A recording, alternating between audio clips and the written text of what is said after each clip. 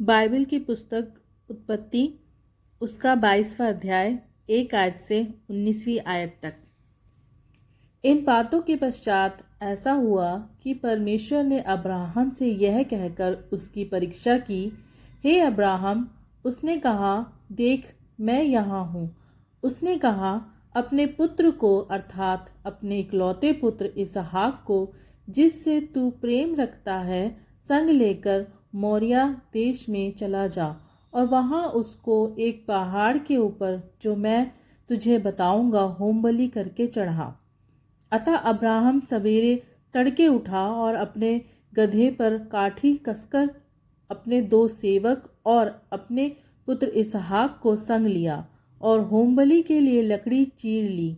तब निकलकर उस स्थान की ओर चला जिसकी चर्चा परमेश्वर ने उससे की थी। तीसरे दिन अब्राहम ने आंखें उठाकर उस स्थान को दूर से देखा और उसने अपने सेवकों से कहा, गधे के पास यहीं ठहरे रहो। यह लड़का और मैं वहां तक जाकर और दंडवत करके फिर तुम्हारे पास लौट आएंगे। तब अब्राहम ने होमबलि की लकड़ी ले और अपने पुत्र इसहाक पर लादी और आग और छुरी को अपने हाथ में लिया और वे दोनों एक साथ चल पड़े। इसहाक ने अपने पिता अब्राहम से कहा, हे मेरे पिता। उसने कहा, हे मेरे पुत्र, क्या बात है?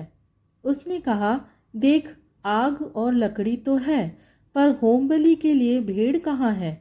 अब्राहम ने कहा, हे मेरे पुत्र, परमेश्वर होमबलि की भेड़ का उपाय आप ही करेगा।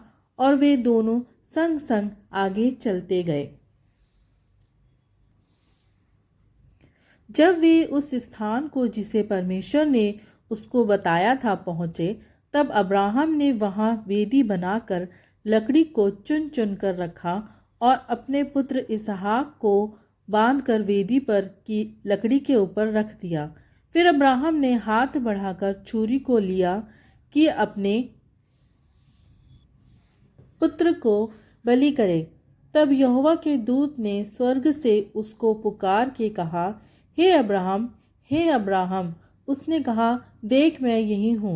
उसने कहा, उस लड़के पर हाथ मत बढ़ा और ना उससे कुछ कर, क्योंकि तूने जो मुझसे अपने पुत्र वरन अपने इकलौते पुत्र को भी नहीं रख छोड़ा, इससे मैं अब जान गया हूँ कि तू परमेश्वर का भय मानता है।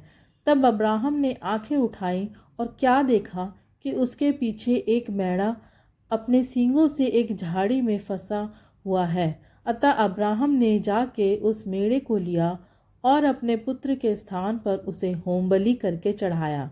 अब्राहम ने उस स्थान का नाम यहोवा यीरे रखा। इसके अनुसार आज तक भी कहा जाता है कि यहोवा के पहाड़ पर उपाय किया जाएगा। फिर यहोवा के दूत ने दूसरी बार स्वर्ग से अब्राहम को पुकार के कहा, यहोवा की यह वाणी है कि मैं अपनी ही यह शपथ खाता हूँ कि तूने जो यह काम किया है कि अपने पुत्र वरन अपने इकलौते पुत्र को भी नहीं रख छोड़ा, इस कारण मैं निश्चय तुझे आशीष दूंगा और निश्चय तेरे वंश को आकाश के तारागण और समुद्र के तीर की बालू के किनकों के समान अनगिनत करूंगा।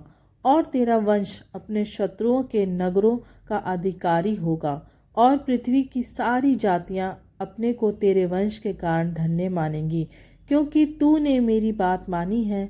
तब अब्राहम अपने सेवकों के पास लौट आया और वे सब बेर्शब्बा को संग संग गए और अब्राहम बेर्शब्बा में रहता रहा। इन बातों के पश्चात ऐसा हुआ कि अब्राहम को यह संदेश मिला, मिल्का को तेरे भाई नाहोर से संतान उत्पन्न हुई है। मिल्का के पुत्र तो ये हुए, अर्थात उसका जेठा ऊस और ऊस का भाई बूज और कमूएल जो अराम का पिता हुआ। फिर केसेब, हज्जो, पिलदाश, यिदलाब और बतूएल, इन 8 को मिल्का ने अब्राहम के भाई नाहोर के जन्म द्वारा जन्म दिया और बतूएल से रिबका उत्पन्न हुई। फिर नाहोर के रूमा नामक एक रखेल भी थी, जिससे तेबह गहम तहश और माका उत्पन्न हुए। परमेश्वर अपने वचन के पढ़े जाने और सुने जाने पर आप सबको आशीष दे। आमीन।